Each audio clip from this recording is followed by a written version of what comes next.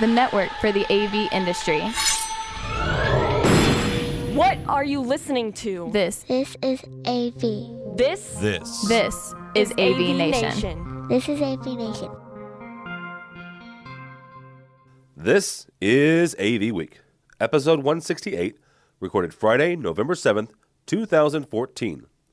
Hello and goodbye. Ready. AVWeek. Performing. Scan. Week. Online. This is AVWeek.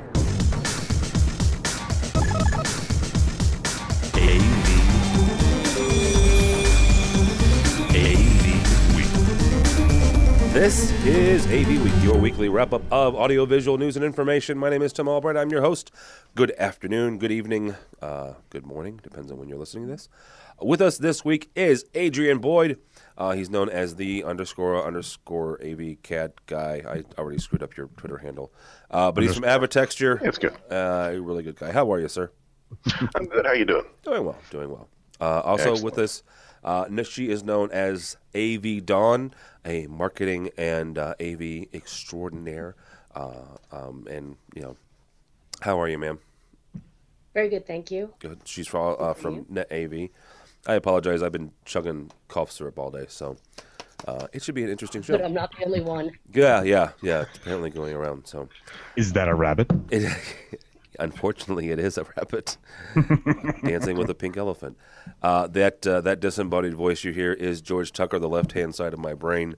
That should all I have to say about that. How are you, sir? I'm doing fine. I'm at my best when I'm disembodied. That's what I've heard. All right. Typically, AV Week is somebody once said that this is the morning show for the AV industry, and I'll take some pride in that. Right. We try not to take this too seriously. This is not rocket surgery. No one is going to be hurt or damaged by the coverage here. This week, though, we're going to start off with a rather serious, but also a little bit of a celebration. George Feldstein, the founder and longtime driving engine of Crestron Electronics, passed away this week.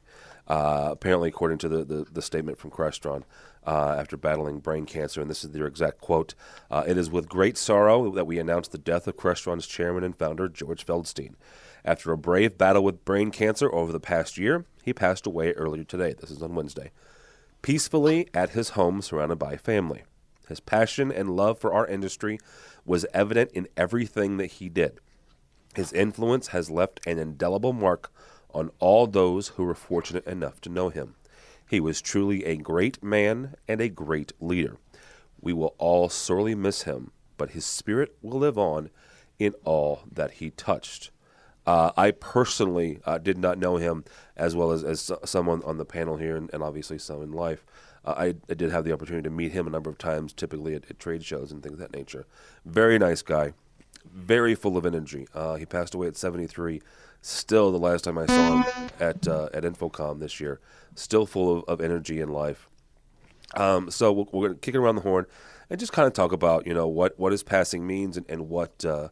Feldstein meant to the industry. Adrian, we'll kick it off with you. What anytime someone passes like this, we all kind of look back and see what he meant. What did George Feldstein mean to the AV industry? Well, George has left, definitely a heck of a legacy. Crestron is one of the pillars in terms of AV control systems. As I said, if anybody's passing, it does kind of hit like you've lost a little bit of your family. George everyone, whenever you met him, he did make you kind of feel like family. At least he did for me. My fondest memory was the first time I ever met him. It was my first industry training at all. I was at Crestron in Jersey, my very first Crestron class, and we're sitting around having lunch in the little kind of lunchroom area there. And he came down, he sat and ate lunch with us. And it was just kind of, I had never met him. I didn't know he was the owner, he was the big wig. He just sat and ate lunch with us, and we just talked about life and stuff. And it always left me with a very deep impression of him. And then just, whenever we go to a Crestron, event and a party, either as a consultant or as a dealer, he always had a good joke. He always had something good, and I always enjoyed the the ribbing with Randy. I think probably the most fun was when he came out with the big giant dummy of Randy and on the stage, and that was always very enjoyable. But I have fond memories of George, and he will be greatly missed.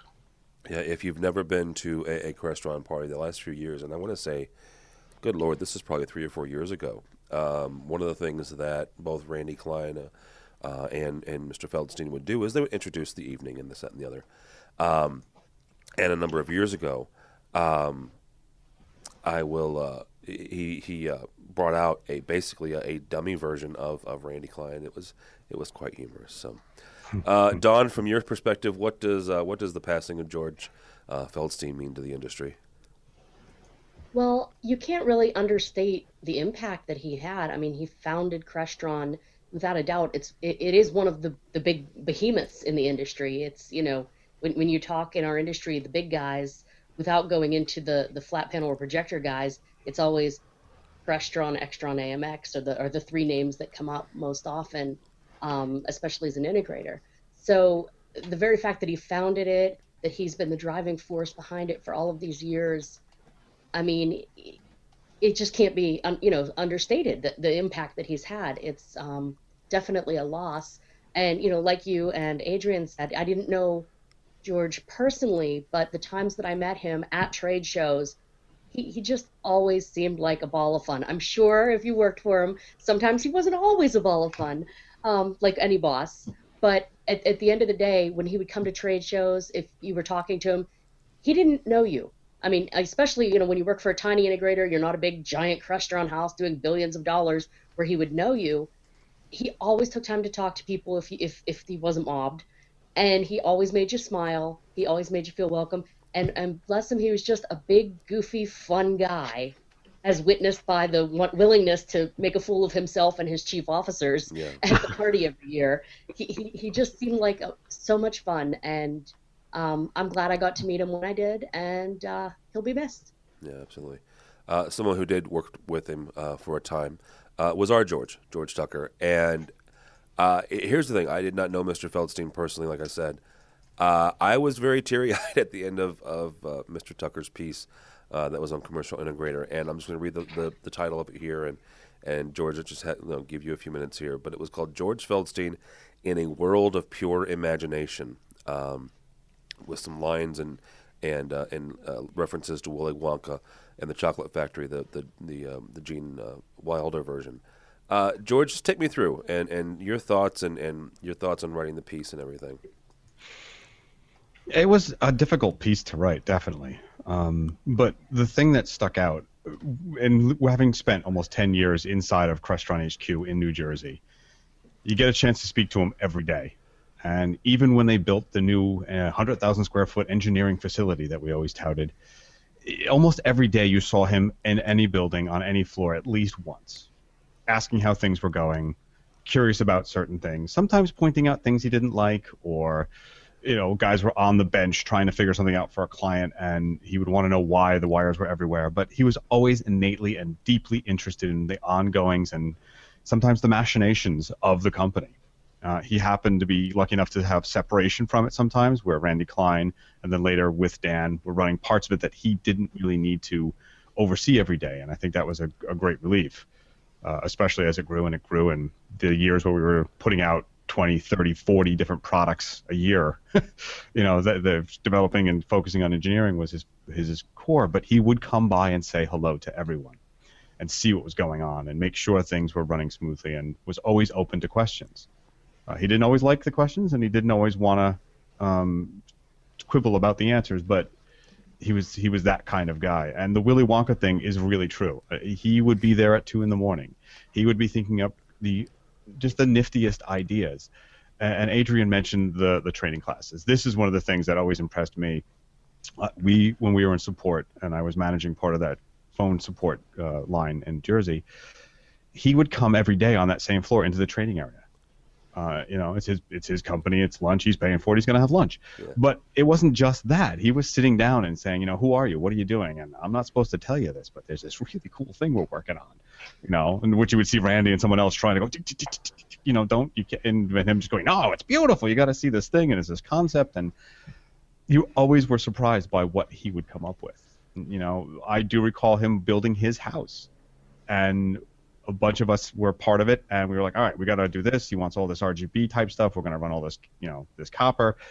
And he was beside himself at us that we don't do that. No, you're doing it wrong. Everyone does it wrong. I would walk away, and 2 days later, of course, we learned it was the beginnings of the Cat5 distribution system, or as we were trained, category cable distribution systems that they were developing. And it was just, what was that, 6-7 years ago? Everyone was like, whoa, you can finally do that.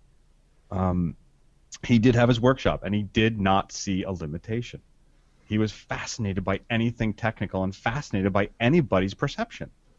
I had a discussion with him my first week working at the company when I was actually part of the QC labs for the engineering department, and he wanted to know about phantom power. And his question to me was, what is phantom power? And I started to explain it as I knew as a studio guy, as a live guy, and that wasn't no. You need to do some research. What is phantom power? And I had to keep going. Well, what is it for? Can't tell you. So it was this little weird debate, and I got all these reams of documents, and I had crib notes, and I referenced them, and it was like a college essay.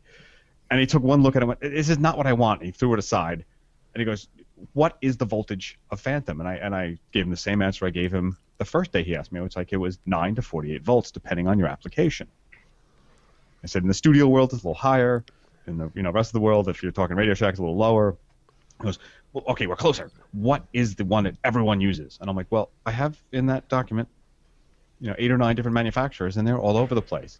What it finally came down to is he wanted to do it, and he couldn't understand why there was a wide range still in place.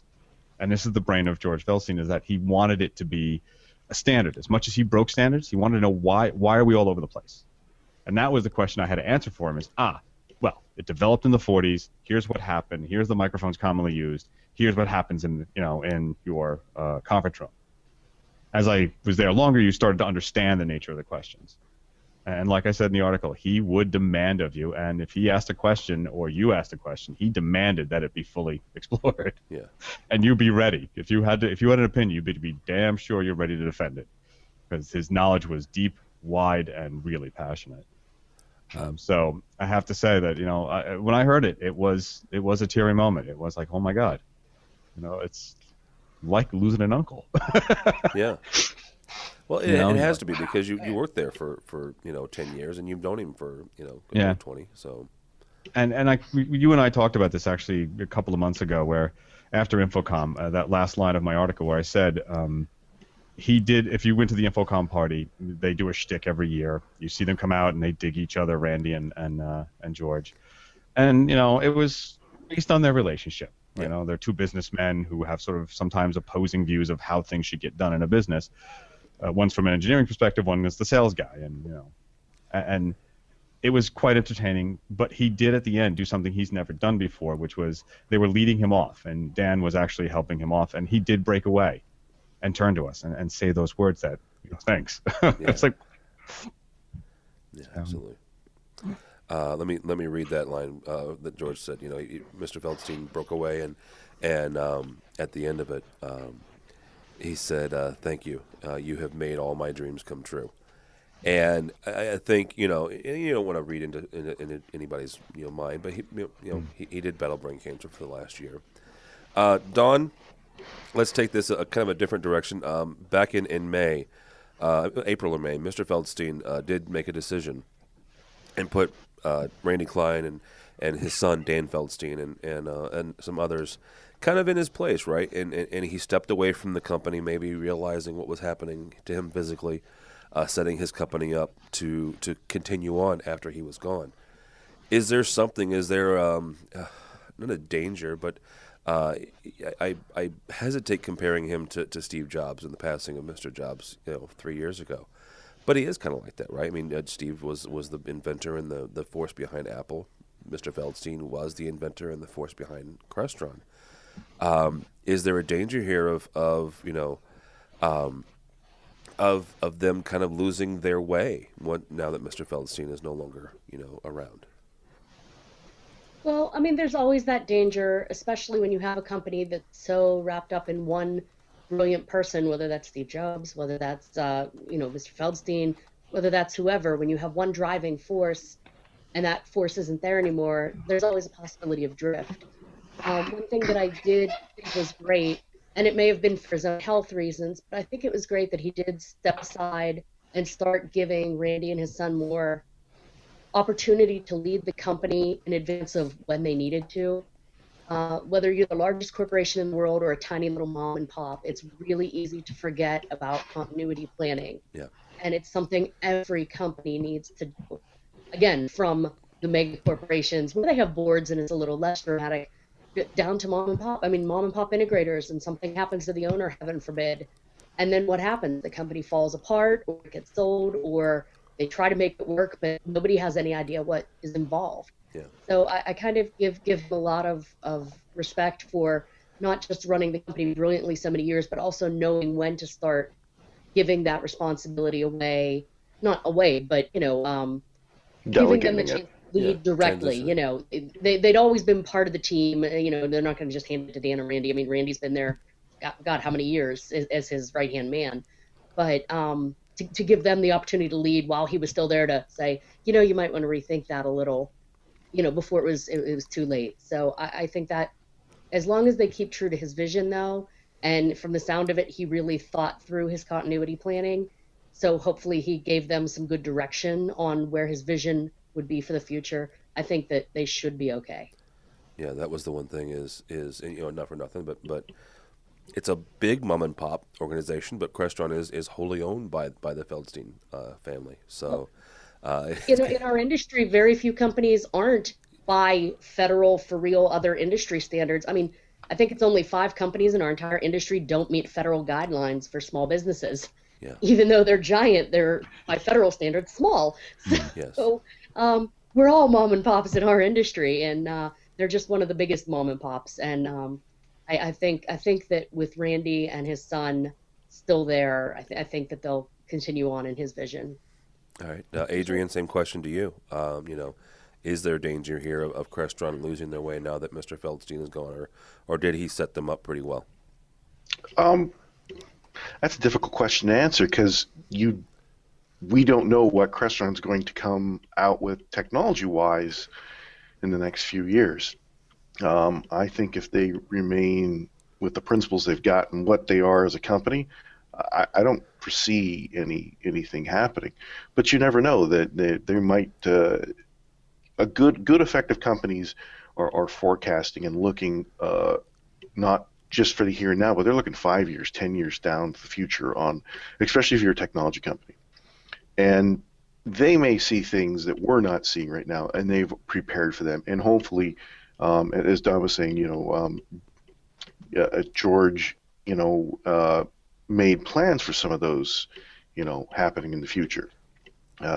We're in this rapid change in terms of what we have technology-wise, and we're doing a lot of stuff on category cable, but hey, fiber could become a real thing. There could be something else, we don't know. But I don't think I think Crestron will be with us for many more years to come, and I think they'll just get stronger and better and keep offering more innovative solutions. There's certainly going to be times where, as we have with every manufacturer, we shake our heads and going, why did they do that? I wouldn't have done it that way. But, at the end of the day, there's some very cool products, from Crestron and from other manufacturers that definitely make things a lot more fun. Yeah. Tim, if I may just absolutely. interject real quick, I don't think the question is actually fair, only because what he instilled in that company was passion. Okay. It wasn't answering to anyone but him, and then I guess that you could let triumvirate or whatever you want to call that collection of people who were making the decisions. But he did put into place people like Fred Bargetzi, Randy Klein, with Dan, others who's the creative input. Really, it's the passion about finding new solutions and better solutions and making a really good product. Any manufacturer has problems, and certain things don't go quite the way they expected them sometimes. But that essential passion for finding great answers is what he instilled in there and left. And I think that's going to be the lasting influence he'll have. It's not the technology, but the passion for finding the next. He's passion in the people. Yeah, products plus people. I mean, he's the one that made that statement, and a couple of years ago became one of their major taglines. But it was true. Yeah, and the one thing I will say, and you know, I've met Mr. Klein, Randy, a number of times. How do I put this without sounding pissy to salespeople? He's not your typical sales manager, right? And I love salesmen. I do. I work with them in my job. But Randy Klein is not what I would say is a typical sales manager. He was on the show on this show, you know, good Lord, a year or two ago, and he goes off in this tangent and he says, "You know what? We're not in the AV industry. We're in the technology industry." And this is the head of sales for Crestron, right? I mean, he goes off on this technology rant, and it was brilliant, absolutely brilliant. And you know, you could tell the passion that he has for the industry, and tell the passion that he has for the technology. So yeah, I think George is right there. That the legacy that Mr. Feldstein left was the passion in all those guys. So. All right. Does anybody have anything to say as we close this one up? Again, you know, I don't want to make the entire show about Mr. Feldstein, but I did want to dedicate a fair amount of time to it. One thing that you know, I think I sent out a tweet on Wednesday. You know, it feels like we lost a founding father of at least the modern version of AV, right? Because Crestron is such a significant part of the industry. You know, he is, you know, the founder of that company and you know, founder of what we do now. So, all right, go ahead. I was going to say, and I think it goes without saying, although I'm going to say it anyway, all of us at AVNation, Crestron has been friends of ours for a very long time, the company and a lot of the individuals there, as well as all of us at our integration firms and such. Our sympathies go out to everyone at Crestron and, of course, everyone in the Feldstein family because you know, we're all mourning with you. He was a great guy. Yeah, absolutely. Yeah, exactly. Yeah. All right. Well, let's kind of take that and the automation part of that. Jason Knott, who's one of the guys over at CE Pro Magazine, wrote a piece, and I'm going to ask the question that he asked and kind of go down some of the things that he lists. His question is this, and Don, we're going to kick it off with you, mainly because Don's husband, Harry, who is one of my brothers from another mother. Actually, Harry and I are the same age. Don't tell anybody that. But Harry's got some different control things at home. Harry's a much more talented programmer than I'll ever be. But he's got some home automation stuff, and so that's why I want to kick this one off with you. Jason's question is this: who will dominate, quote unquote, the connected home? And he lists some folks here. You've got Apple because of the HomeKit API. You've got Google with Nest and their other stuff. You've got Samsung, both Lowe's and Home Depot. They've got their stuff. GE. You've got a couple of different cable companies that are trying to get in there. So Don, who do you think? And if the answer is who knows or you know, none of them or all of them, that's a fine answer too. But who do you think is going to come out on top when it comes to this whole connected home idea? And at the risk of just not giving you an answer, I don't know yet, but I hope they decide soon because it's been a number of years since our X10 crap, and I use that term properly, has mostly died. We still have one or two light switches. I was going to say, Harry yelled at me because he said that X10 still works.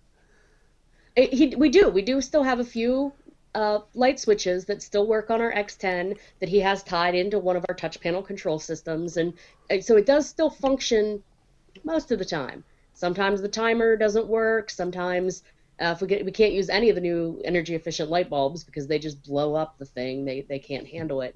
Nice. So I hope whatever is the winner, or at least one of the winners, comes out soon and makes itself known soon, so that I can replace all this junk in my house and have a working smart home again.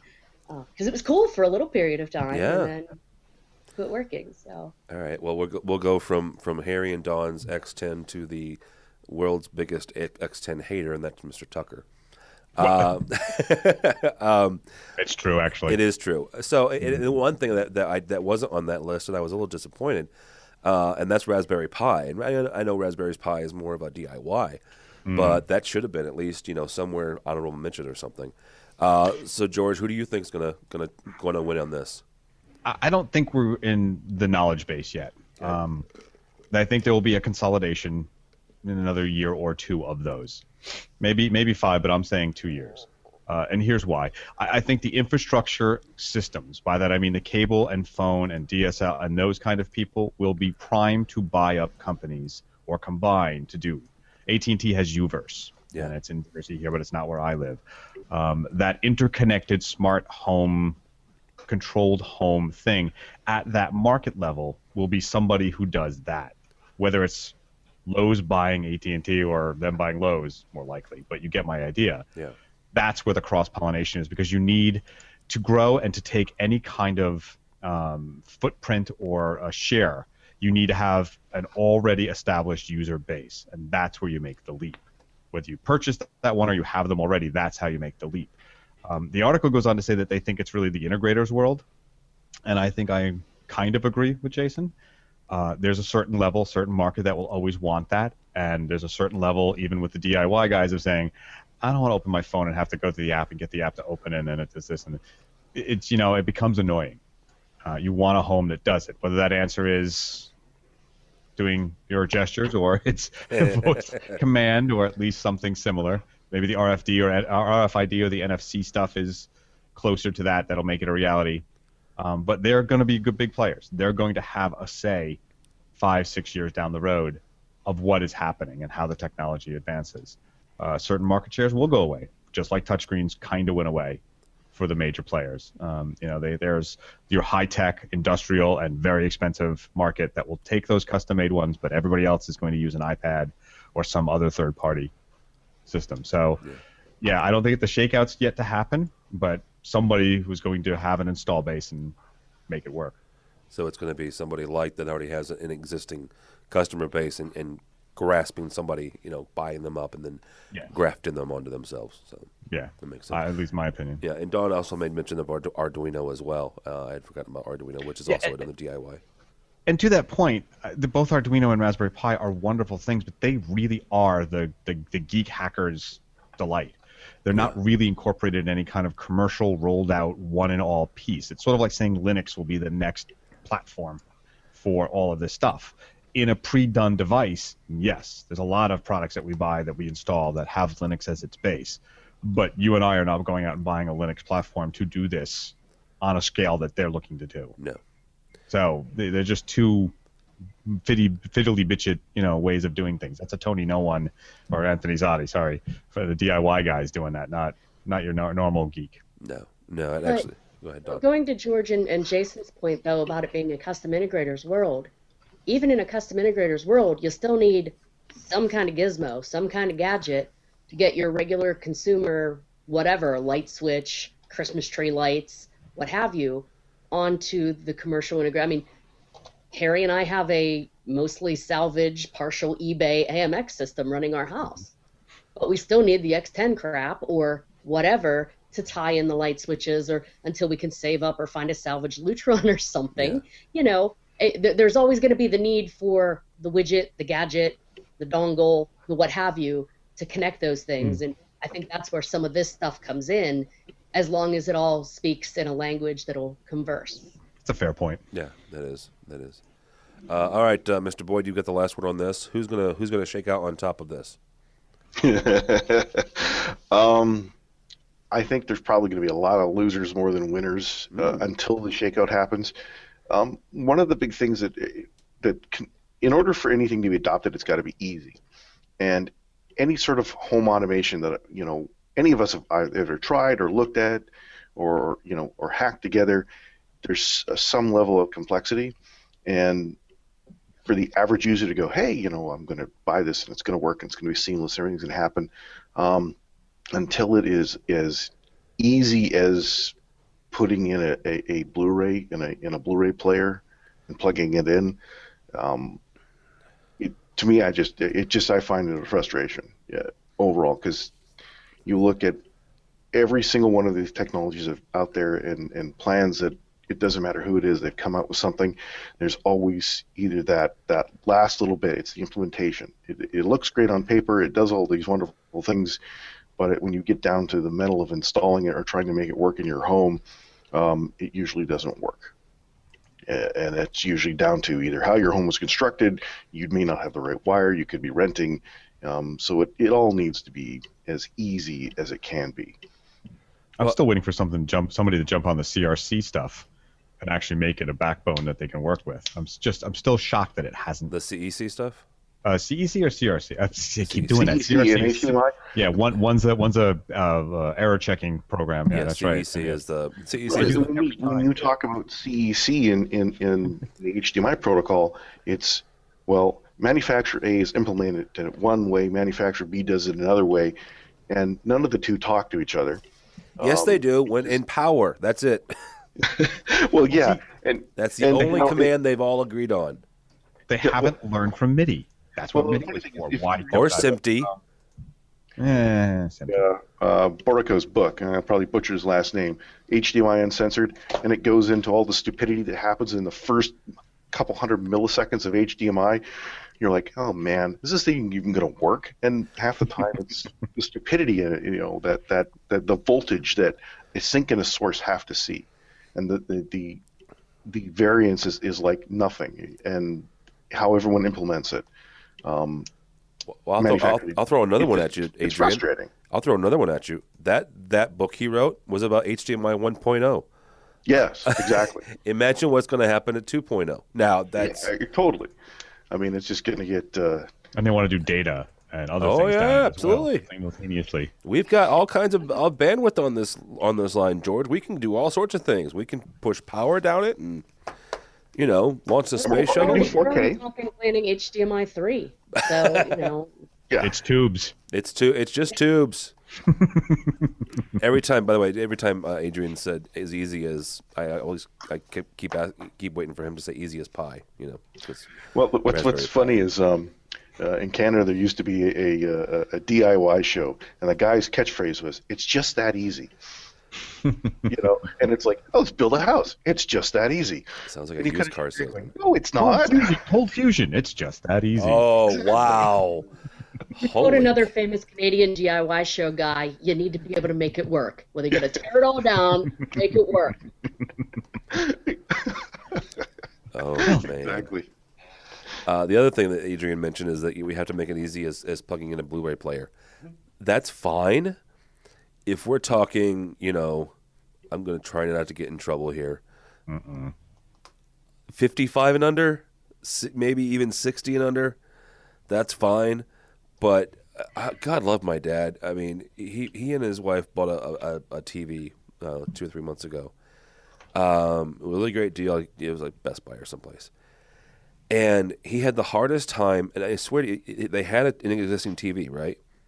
It had a single HDMI from the cable box up there, and then they all this stuff. He could not figure out how to simply unplug the TV, the one HDMI going to the TV, take it down, put the new one up, and plug it back in. That's probably because it kept falling out. Very nice.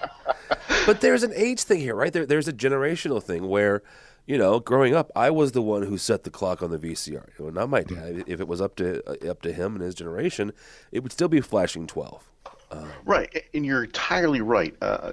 When we look at remotes from our phones, controlling things from our phones, there is a huge generational gap in terms of I can do it from my phone, it's done, to where someone goes, well, they just can't grasp the concept. My father-in-law, case in point, I don't know how many control systems I've bought or he's bought and I've set up, and then you go back to visit and it's like, there's 20 remotes out. Why aren't you using the system I got for you? Oh, it stopped working. Yeah. Well, what do you mean it stopped working? And then some convoluted excuse because he bought a new TV or he unplugged something, or my brother-in-law comes over and hooks up a new Xbox, and it's all of those frustrations you think we have just in our day-to-day lives. Imagine that for everybody else, and it doesn't matter what age you are. And so whenever any of the manufacturers go and say, hey, I'm going to get off on a rant here, right? Oh, well, go ahead. Yeah, so whenever I see a manufacturer goes, hey, we're going to make a box, and it's going to do everything for you, and it's going to be great, and it's going to be wonderful, and you look at it and go, man, that's cool. It's going to be great. It's going to be wonderful. And then you buy it, and it's just like, I feel very disappointed. Or you read you read reviews, and you try to figure it out, and it's never as easy as they say it is. And that's where I think everybody's at in terms of home automation. It's never as easy as they show you in the fancy production video you watch online. You know, it's either there's always a point of failure in the chain, and it's usually your stuff. It's not their stuff, it's your stuff that you're trying to hook to it. Well, what's even better than that is, you know, it does work. It just doesn't, you know, they never ship it. So that's a whole nother story. All right. You know what, guys? I'm all hopped up on cold medicine. Let's just kind of make this the end of this week's show. Adrian Boyd's been with us. He is from Avitexture. He's also a fabulous CAD guy. His Twitter handle says so. _AV_CAD_guy. How can people find you, sir? Well, they can find me on Twitter, and they can find me online, or they can look at me on LinkedIn, or I don't know. I'm everywhere. You know, don't confuse me with football players, but you know, I'm out there. That's Twitter, Peterson. Yeah, you search me, he shows up. I don't know what it is. Yes. Wow. It's the funniest thing in the world. You don't look like a running back. Yeah, I know. You look more like a fullback. and I look like a big fat guard. So what do you want? Big back ribs, right? Yeah. Lunch meat. No, getting some cold cuts. Dawn Meade, AV Dawn. I get to see her next week. We get to go hang out in Orlando at the CI Summit. Her and Harry and a bunch of us 40-ish people who are under 40. So how can people find you or NetAV? Well, you can find NetAV at www.net-av.com. Although we are undergoing a major change over the next month or so on our website and in our business model, so stay tuned. Great things are coming. In the meantime, you can find me. I know. In the meantime, you can find me at AVDawn or on any number of random social networks, including the brand new vaunted Ello, which is hipsters everywhere. What is Ello? And, what is that? It's the non-Facebook. The non-Facebook Facebook. It's been out for 5 minutes. And how do you spell it? ELLO. Hello. Oh, like Hello. Jello without the J. No, it's more like Ello without the H. You know, the British Spain. Oh, Ello. Right. I gotcha. Ello. Well, no. That does look totally hipsterish. Joined today by AV Pop Wesley, who's feeling a little codependent because he's not coming to Orlando with us. Oh. He's going to go to the kennel, and Mommy and Daddy are coming to Florida to hang out with the commercial integrator folks. Yeah. All right. Last but not least, George Tucker, thank you so much, sir, for everything. No, thank you. You can find me on AVNation. I'm all over the place there. Commercial Integrator, Tech Decisions Magazine, a couple of blogs here and there.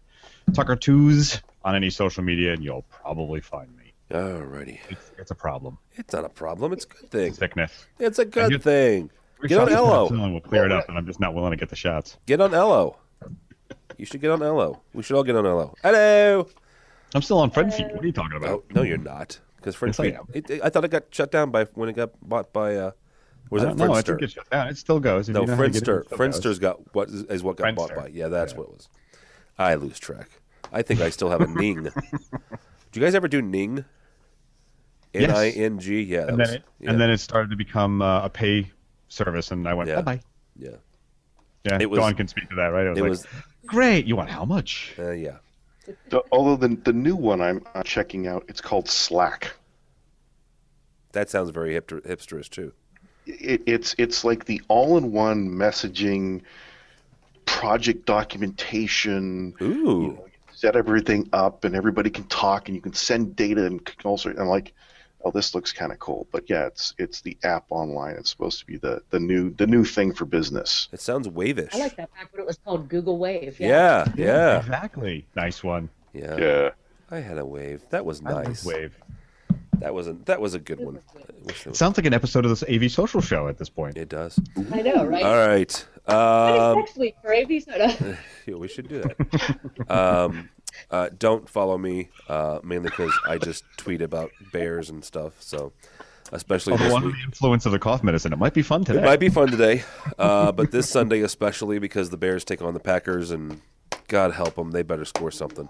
But go by the website if you would, please. AVNation.tv, AVNation.tv. Holy cow, do we have a lot of stuff going on.